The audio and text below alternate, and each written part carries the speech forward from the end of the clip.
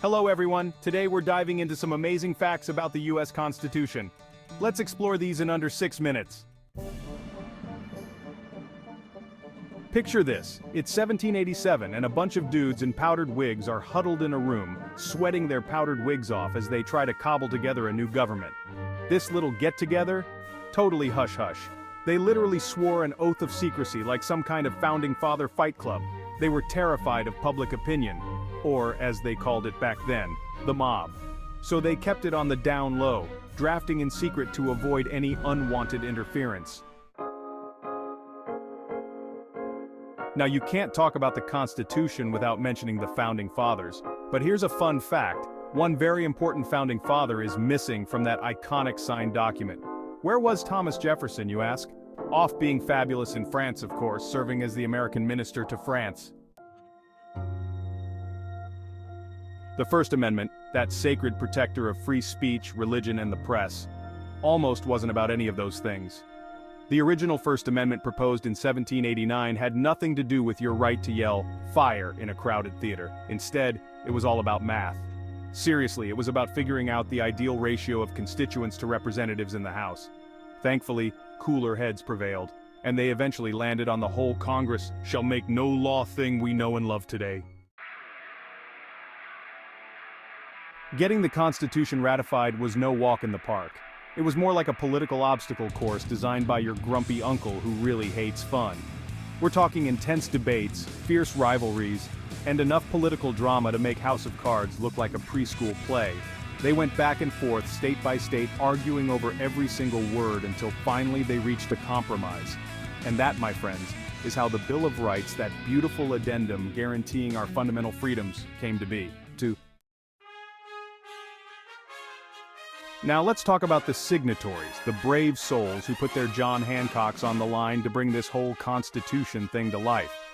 The youngest signer was a dude named Jonathan Dayton, a sprightly young lad of 26. Meanwhile, the oldest signer, the venerable Benjamin Franklin, was a whopping 81 years old. Despite their differences in age, experience, and probably fashion sense, they all came together to create a document that has stood the test of time.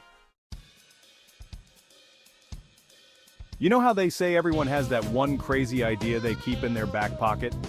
Well, the Founding Fathers were no different. Over the years, there have been some seriously wacky amendments proposed to the Constitution. For example, one proposed amendment wanted to abolish the United States Army altogether. Another gem suggested limiting the president's salary to just $100 a year. Can you imagine trying to live off of $100 a year in today's economy? In today's digital age, we're used to documents being, well, digital. But the Constitution, this bad boy is old school. We're talking handwritten on 4 pages of parchment, using iron gall ink. Trying to read the original Constitution is basically like trying to decipher your doctor's handwriting after a long night out. But hey, who am I to judge? They were kind of busy inventing a nation and all that. Okay, time to address the elephant in the room. Or rather, the deeply problematic issue woven into the fabric of the Constitution: slavery. The Constitution, for all its lofty ideals, is riddled with compromises and clauses that protected the institution of slavery. The most egregious example, the 3/5 compromise, which counted enslaved people as 3/5 of a person for the purposes of representation and taxation. Despite its flaws, the US Constitution has a pretty impressive track record. It's the oldest written national constitution still in use today. That's right, this bad boy has been going strong for over 230 years. It's a testament to the Founding Fathers' vision that they were able to create a system of government flexible enough to adapt to the changing times. You know how most laws are made? A bunch of politicians argue endlessly, eventually agree on something, and then, boom, new law. Well, the Constitution's ratification process was a whole different ballgame. Instead of just getting the thumbs up from Congress, the Constitution had to be ratified by conventions in at least 9 of the 13 states. The people spoke, the Constitution was ratified, and the rest, as they say, is history.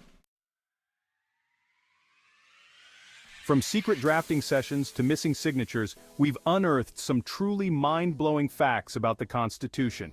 It's a living document that continues to shape our lives today, influencing everything from our rights and freedoms to the very structure of our government. Thanks for watching, and remember to stay curious.